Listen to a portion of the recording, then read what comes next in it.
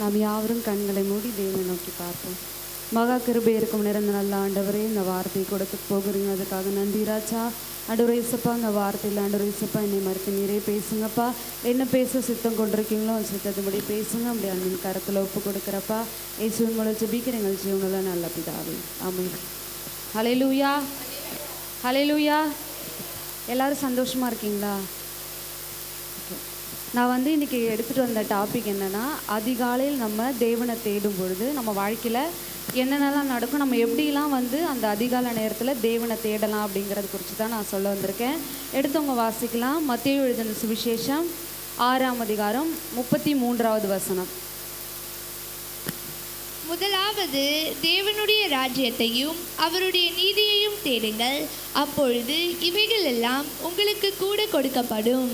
ஆமேன். நம்ம முதலாவது யாரை தேடணுமா? தேவனுடைய ராஜ்யத்தையும் அவருடைய நீதியும் தேடும் பொழுது தேவன் என்ன பண்ணுறாரு, நமக்கு சகலவற்றையும் தேவன் செய்கிறவராக இருக்காரு. நான் உங்ககிட்ட ஒரு கேள்விக்கணும். முதலாவது தேவனுடைய அந்த முதலாவது ஜாமன்னா எல்லாரும் எனக்கு தெரிஞ்சு நான் சொல்கிறது அதிகாலை 3 மணின்னு நிறைய பேர் சொல்லி நான் கேள்விப்பட்டிருக்கேன். அப்படி நம்ம அதிகாலையில் தேவனை தேடும் பொழுது தேவன் என்ன பண்ணுறாரா, நம்ம நினைப்பதற்கும் வேண்டுவதற்கும் நிறைய மேலான காரியங்களை தேவன் நமக்கு செய்ய வல்லவராக இருக்காரா. அடுத்து எடுத்தவங்க வாசிக்கலாம். நீதிமொழிகள் 8ஆம் அதிகாரம் 17வது வசனம். நினைக்கிறவர்களை நான் சிநேகிக்கிறேன், அதிகாலையில் என்னை தேடுகிறவர்கள் என்னை கண்டடைவார்கள். ஆமேன். இப்போ கர்த்தர் மேலே நமக்கு ஒரு அன்பு, ஒரு அளவுக்கு அதிகமான ஒரு ஸ்நேகம் நமக்கு இருக்குன்னு வச்சுக்கோங்களேன். நம்மளை அறியாமலே நம்ம என்ன பண்ணுவோம், ஆண்டவரை துதிக்க ஆரம்பிப்போம். நமக்குள்ளே இருக்கிற எல்லா வழிகளும் என்ன பண்ணுவோம், அவர்கிட்ட சொல்ல ஆரம்பிச்சிருவோம். இதில் பார்த்தீங்கன்னா, என்னை சிநேகிக்கிறவர்களை நான் சிநேகிக்கிறேன், அதிகாலையில் என்னை தேடுகிறவர்கள் என்ன செய்வாங்களாம், யார் தேவனை அவர் மேலே அன்பு கொண்டு யார் அதிகாலையில் அவரை தேடுறாங்களோ அவங்க தேவனை என்ன பண்ணுறாங்களா, கண்டு கொள்ள தேவன் உதவி செய்கிறாரு. அது மாத்திரம் இல்லை, ஏசாயா 26ஆம் அதிகாரம் 9வது வசனம். என் ஆத்துமா இரவிலே உம்மை வாஞ்சிக்கிறது, எனக்குள் இருக்கிற என் ஆவியால் அதிகாலையிலும் உம்மை தேடுகிறேன். உம்முடைய நியாய தீர்ப்புகள் பூமியிலே நடக்கும்போது பூச்சக்கரத்து குடிகள் நீதியை கற்றுக்கொள்வார்கள். அல்லேலூயா. இதில் பார்த்தீங்கன்னா, என் ஆத்துமா இரவிலே உம்மை வாஞ்சிக்கிறது. நம்முடைய ஆத்மா என்ன பண்ணுமா, இரவு தூங்குறதுக்கு முன்னாடியே நம்ம கர்த்தரை காலையில் என்ன பண்ணணும், அதிகாலையில் நம்ம என்ன செய்யணும், எழுந்து அவரை பார்க்கணும், அவரை துதிக்கணும் அப்படின்னு சொல்லிட்டு என்ன பண்ணுமா, இரவிலே நம்முடைய ஆத்மா நமக்குள்ளே என்ன இருக்கா, நமக்குள்ளே ஒரு வாஞ்சையை உண்டாக்குமா. அது மாத்திரம் இல்லை, அதிகாலையிலும் உம்மை தேடுகிறேன். அந்த மாதிரி ஒரு வாஞ்சை நமக்குள்ளே இரவு நம்ம தூங்குறதுக்கு முன்னாடியே அந்த வாஞ்சை நமக்குள்ளே இருந்தால் நம்மளை அறியாமலே நம்ம என்ன பண்ணுவோம், அதிகாலையில் அவர் மீது கொண்ட அன்பின் நிமித்தம் என்ன பண்ணுவோம், அதிகாலையில் அவரை காண நம்ம என்ன பண்ணுவோம், எழுந்திருப்போம், அவர் அதிகாலையில் நம்ம தேடுவோம். சரி, ஓகே. நம்ம எப்படிலாம் தேவனை தேடலாம் அப்படிங்கிறத நான் சொல்கிறேன். முதல்ல ஜபத்தின் மூலமாக நம்ம என்ன பண்ணலாம், கடவுளை தேடலாம். எடுத்தவங்க வாசிக்கலாம். சங்கீதம் 5ஆம் அதிகாரம் 3வது வசனம். கர்த்தாவே, காலையிலே என் சத்தத்தை கேட்டருளுவீர், காலையிலே உமக்கு நேரே ஆயத்தமாகி காத்திருப்பேன். அதிலே 2வது வாசிங்க. நான் உம்மிடத்தில் விண்ணப்பம் பண்ணுவேன், என் ராஜாவே, என் தேவனே, என் வேண்டுதலின் சத்தத்தை கேட்டருளும். ஆமேன். நம்ம ஃபஸ்ட்டு நான் என்ன சொன்னால், அதிகாலையில் நம்ம தேடணும். எப்படியெல்லாம் நம்ம தேடலாம், ஜபத்தின் மூலயமா. நம்ம அதிகாலையில் நம்முடைய சத்தத்தை தேவனுடைய சமூகத்தில் நம்ம கொடுக்கும் பொழுது தேவன் எப்படி இருக்காரா, நம்ம அவருடைய சமூகத்தில் ஆயத்தமாகி நம்ம காத்திருக்கும் பொழுது அவர் என்ன பண்ணுறார், நம்முடைய விண்ணப்பங்களுக்கு எல்லாவற்றுக்கும் தேவன் என்ன பண்ணுறாரு, அவர் செவி கொடுத்து நம்முடைய சத்தத்தை என்ன செய்கிறாரா, அவர் கேட்க வல்லவராக இருக்காரா. அது மாத்திரம் இல்லை, மார்க்கு எழுதின சுவிசேஷம் 1ஆம் அதிகாரம் 35வது வசனம். அவர் அதிகாலையில் இருட்டோடு எழுந்து புறப்பட்டு வனாந்தரமான ஓரிடத்திற்கு போய் அங்கே ஜெபம் பண்ணினார். ஆமென். அல்லேலூயா. இந்த இடத்துல யாரை குறித்து சொல்லியிருக்குன்னா, இயேசு கிறிஸ்து. இயேசு கிறிஸ்து என்ன பண்ணார், அதிகாலையில் எழுந்து ஒரு வனாந்திரமான ஒரு இடத்துல போய் என்ன பண்ணுறாரு, பிதாவை நோக்கி தனிமையில் என்ன பண்ணுறாரு, ஆண்டவரை நோக்கி அவர் தேடுறாரு. அந்த மாதிரி தான் நம்ம வாழ்க்கையில் கூட நமக்குள்ளே இருக்கிற பலி வேதனை என்ன வேணாலும் இருக்கும், ஆனால் அவர் மேலே இருக்கிற அன்பின் நிமித்தம் நம்ம அவர் தேடணும். ஜபத்தின் மூலயமா நம்ம தேடும் பொழுது தேவன் என்ன பண்ணுறாரு, நம்முடைய சத்தத்துக்கு என்ன பண்ணுறாரா, அவர் செவி கொடுக்க வல்லவராக இருக்காரா. அடுத்து எடுத்தவங்க வாசிக்கலாம். சங்கீதம் 4ஆம் சங்கீதம் 1வது வசனம்.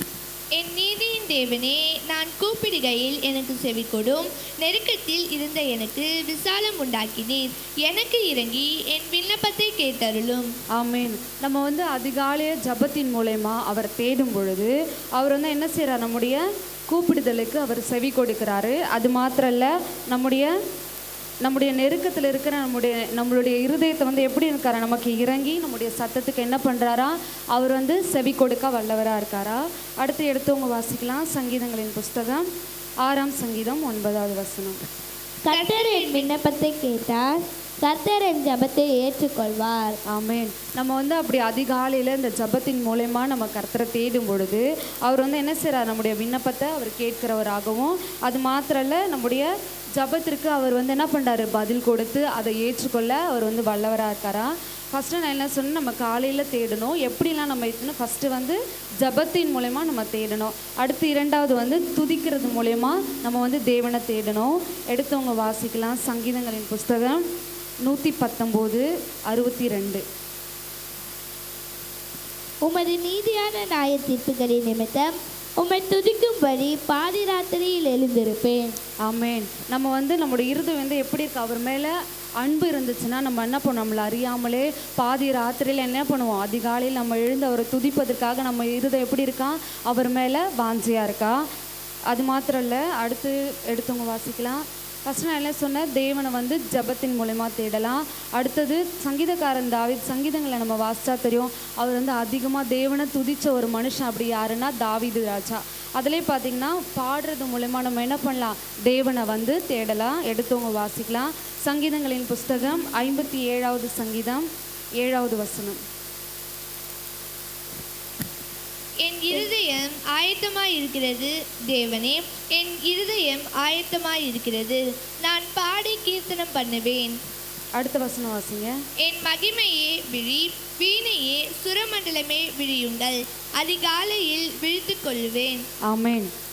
இதில் பார்த்தீங்கன்னா நான் ஃபஸ்ட்டே சொன்னேன், நம்ம ஜபத்தின் மூலயமா தேடணும், தேவனை வந்து துதிக்கிறது மூலயமா தேடணும். அடுத்தது நம்ம பாடுறது மூலயமா என்ன பண்ணலாம், அந்த அதிகாலை நேரத்தில் நம்ம வந்து தேவனை தேடலாம். இந்த வசனத்தில் பாருங்கள், என் இருதயம் ஆயத்தமாக இருக்கிறது தேவனே, என் இருதயம் ஆயத்தமாக இருக்கிறது. நம்ம வந்து அவரை பாடி என்ன பண்ணுமா, சந்தோஷத்தோடு மகிழ்ச்சியோடு பாடி அவரை கீர்த்தனை பண்ணுமா.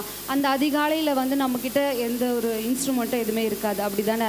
அப்போ எது தான் நமக்கு இன்ஸ்ட்ருமெண்ட், நமக்கு குரல் தான் நமக்கு என்னது இன்ஸ்ட்ருமெண்ட். நம்ம வந்து என்ன பண்ணணும், நம்மளோட வாயினால் அவர் என்ன பண்ணோம், துதிச்சு பாடி நம்ம ஆராதிக்கும் போது தேவன் வந்து என்ன பண்ணுறாரு, நம்முடைய விண்ணப்பங்களுக்கு அவர் செவி கொடுக்க வல்லவராக இருக்கார். அது மாத்திரம் இல்லை, வேத வசனத்தை நம்ம தியானிக்கிறது மூலயமா கூட கர்த்தர் என்ன பண்ணுறான், நம்ம அந்த அதிகாலை நேரத்தில் தேடலாம். எடுத்தவங்க வாசிக்கலாம். சங்கீதங்களின் புஸ்தகம் 119, 147, 148.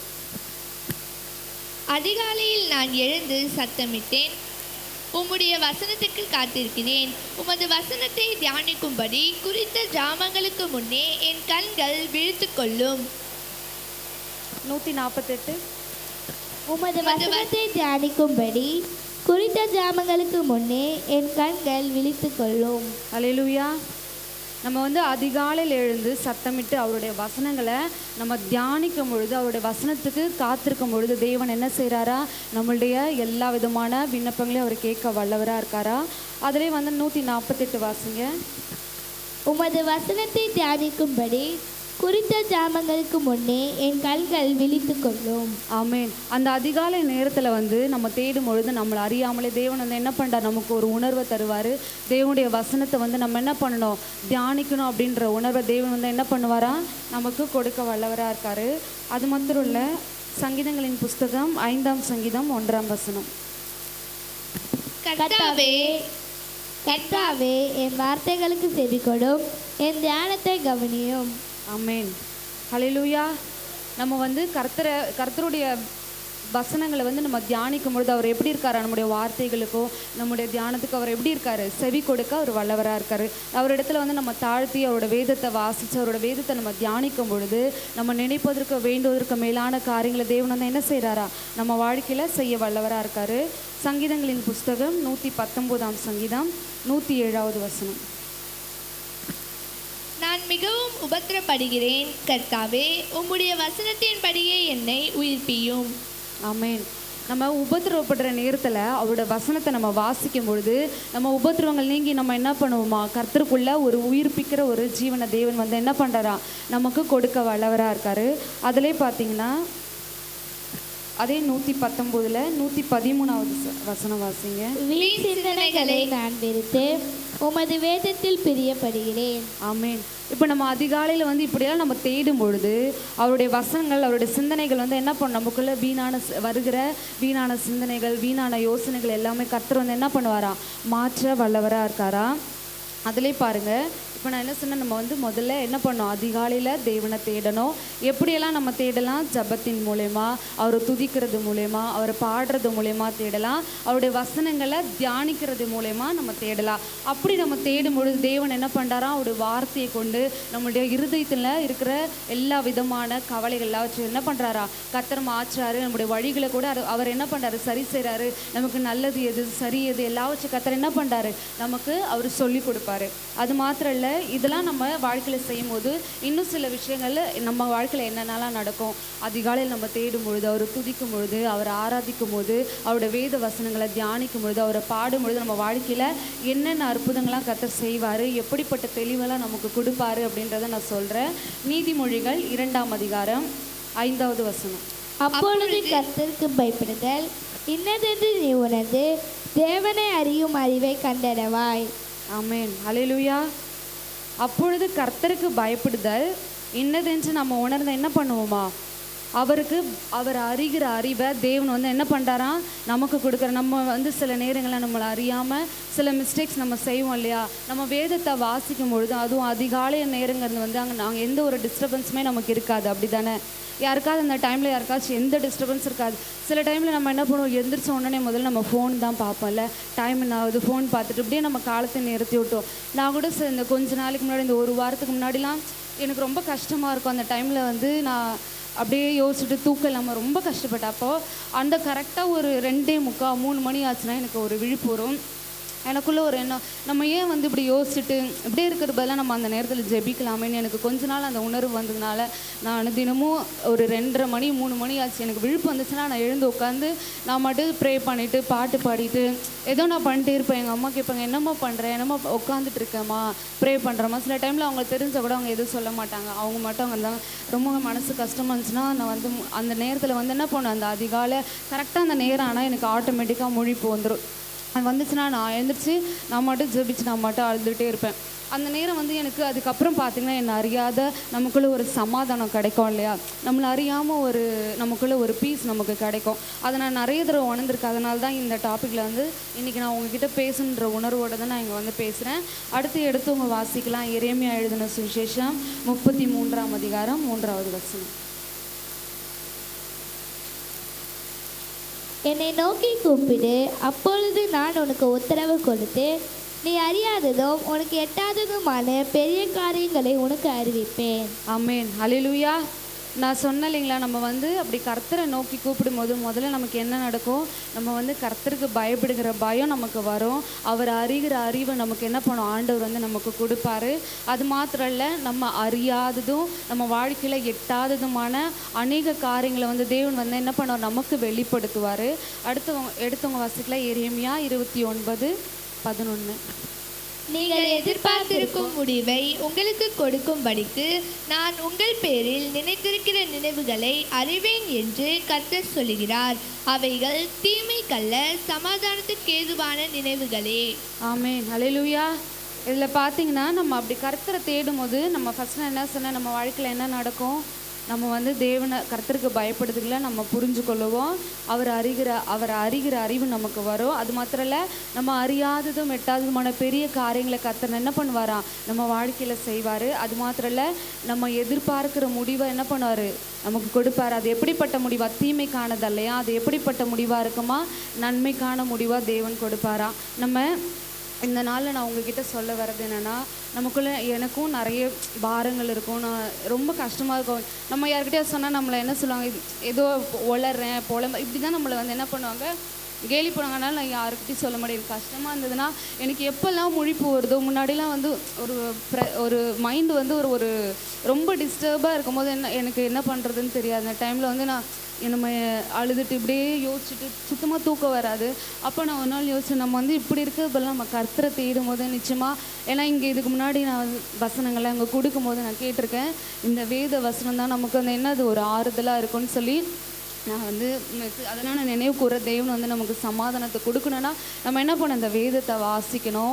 இதன்படி நம்ம என்ன பண்ணோம், இதில் உள்ள காரியங்கள் நம்ம தியானிக்கும் போது நம்மளை அறியாத நமக்குள்ளே ஒரு சமாதானம் என்ன பண்ணோம் நமக்குள்ளே வரும். அதுக்கு நம்ம என்ன பண்ணோம், நம்ம எப்போல்லாம் நமக்கு வந்து முழிப்பு வருது அப்போல்லாம் என்ன பண்ணோம், தேவனை தேட ஆரம்பிச்சிடணும், அவரை துதிக்கணும், அவரை பாடணும், அவருடைய வேத வசனங்களை என்ன பண்ணணும், தியானிக்கணும். இப்படிலாம் நம்ம செய்யும் போது நம்ம வாழ்க்கையில் நிறைய இந்த பயப்படுகிறோம். நான் கூட சில டைமில் ஒரு விதமான ஒரு பதட்டம், ஒரு பயம்லாம் எனக்கும் வரும்.